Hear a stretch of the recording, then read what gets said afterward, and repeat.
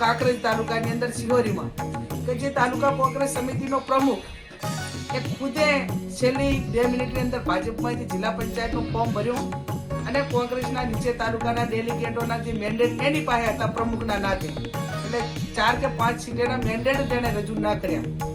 આવો એક જવાબદાર હોદ્દેદારો જ્યારે પાર્ટી સાથે અને વિસ્તારના મતદારો સાથે અને એક લોકશાહી સાથે એક ડેમોક્રેસી એક લોકશાહીને કલંક લગાડે એવું કામ કરતા હોય, એ તંદુરસ્ત લોકશાહીની હરીફાઈ નથી. અને વ્યક્તિગત સ્વાર્થ માટે એમને કદાચ ચૂંટણી ના લડ્યા હોત, બીજાને કીધું હોત તો એ વસ્તુ વ્યાજબી છે કે ભાઈ હું ચૂંટણી કોંગ્રેસમાંથી લડવા માંગતો નથી, એ એમનો વ્યક્તિગત સ્વાતંત્ર્ય અધિકાર છે. પણ એક પ્રજા સાથેનો વિશ્વાસઘાત કરી અને એક લોકશાહીને આવનાર સમયને કલંક લગાડવા માટેનું આવા લોકો કામ કરતા હોય તો એની સાથે પ્રજા કોઈ એમના ભેગી નથી. અને એનો જવાબ એ આવનાર સમયની અંદર કે જ્યારે જ્યાં આપવાનો થતો હશે ત્યાં કોંગ્રેસ પાર્ટી તમે બધા અને પ્રજા આપશે.